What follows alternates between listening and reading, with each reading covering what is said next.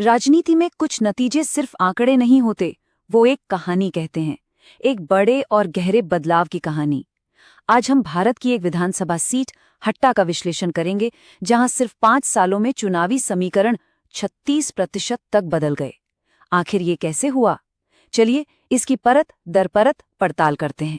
इस पूरे विश्लेषण को समझने के लिए हम इसे 4 हिस्सों में देखेंगे। सबसे पहले हट्टा की जमीन और वहां के लोगों को समझेंगे।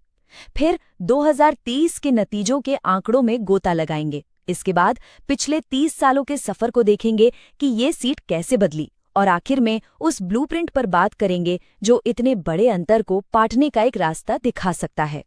तो चलिए सबसे पहले जमीन की बात करते हैं। किसी भी चुनाव को समझने की पहली शर्त है उस जगह की नब्ज को पकड़ना। वहां की अर्थव्यवस्था किस पर टिकी है, समाज का ताना बाना कैसा है, और लोगों की असल परेशानियां हैं क्या। जैसा कि नक्शे पे दिख रहा है, हट्टा मध्य प्रदेश के ठीक बीच में है, लेकिन इसकी असली पहचान है इसका एक अनुसूचित जाति यानी एससी समुदाय के लिए आरक्षित सीट होना, और यही एक बात यहाँ की पूरी राजनीति की दिशा तय करती है। हट्टा की आत्मा, यहाँ की अर्थव्यवस्था पूरी तरह से कृषि पर निर्भर है। सोचिए, लगभग आधी इकॉनमी खेती-बाड़ी से चलती है। इसका मतलब साफ है, सिंचाई के लिए पानी, फसलों का सही दाम और किसानों से जुड़े मुद्दे ही यहाँ के लोगों के लिए सबसे ज्यादा मायने रखते हैं। अब यहाँ का सामाजिक गणित भी बहुत दिलचस्प है। हालांकि सीट एससी के लिए रिजर्व्ड है, लेकिन यहाँ इस समुदाय की आबादी करीब 20% है। खेल में लोधी और माली जैसे बड़े और प्रभावशाली ओबीसी समुदाय भी हैं। तो जीत हार का समीकरण किसी एक जाति के हाथ में नहीं है, ये काफी जटिल है। तो वोट देते वक्त लोगों के मन में चल क्या रहा था?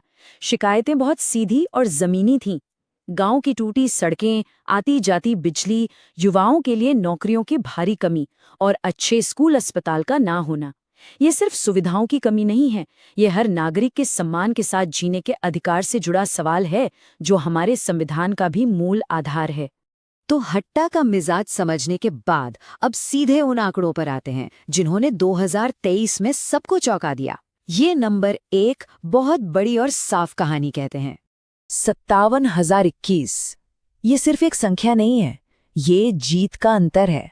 2023 के चुनाव में विजेता उम्मीदवार 57,000 से भी ज्यादा वोटों से जीता। ये कोई मामूली जीत नहीं थी, ये एक तरफा चुनावी लहर का साफ संकेत था।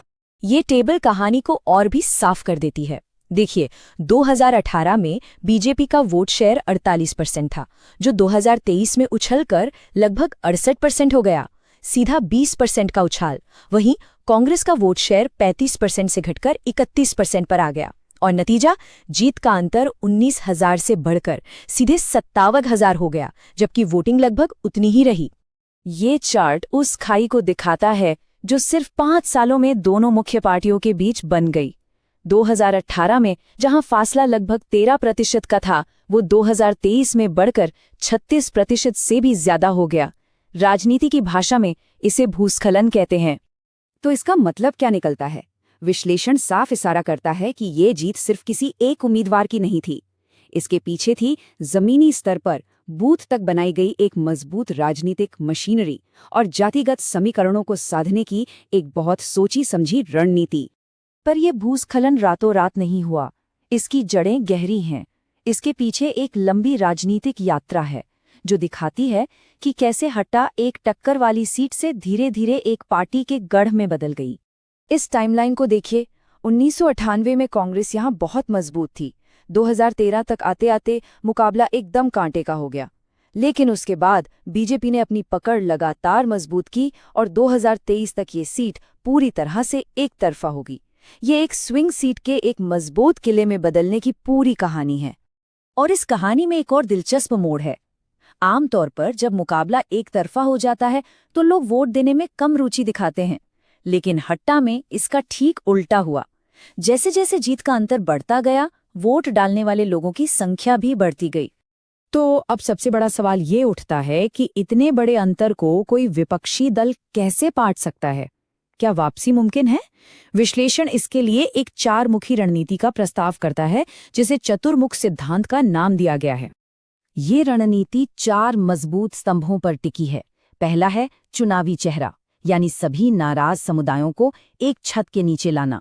दूसरा है संगठनात्मक चेहरा, मतलब गांव-गांव जाकर संगठन को फिर से खड़ा करना। तीसरा स्तंभ है एक दमदार कहानी जो विकास और न्याय का सीधा सरल वादा करती हो। और चौथा है संसाधनों का सही इस्तेमाल, ताकि हर कोशिश सही जगह पर लगे। विकास और न्याय का नारा सिर्फ एक नारा नहीं है, इसका असली मकसद लोगों की रोजमर्रा की समस्याओं को एक बड़े विजन से जोड़ना है। ये लोगों की शिकायतों को भविष्य की एक सकारात्मक तस्वीर में बदलने की कोशिश है। एक जिम्मेदार संवाद बनाने की कोशिश जहां जानकारी सही हो और लोगों की निजी जानकारी का सम्मान किया जाए, जैसा कि हमारे डेटा संरक्षण कानून भी कहते हैं। और यहीं इस पूरे विश्लेषण का सार छिपा है। विश्वास वापस जीतने का रास्ता मतदाताओं की असली समस्याओं को सीधे हल करने से होकर गुजरता है। कृषि, रोजगार और सार्वजनिक सेवाओं के मुद्दे ही वो जमीन है जिस पर किसी भी वापसी की रणनीति की नींव रखी जा सकती है।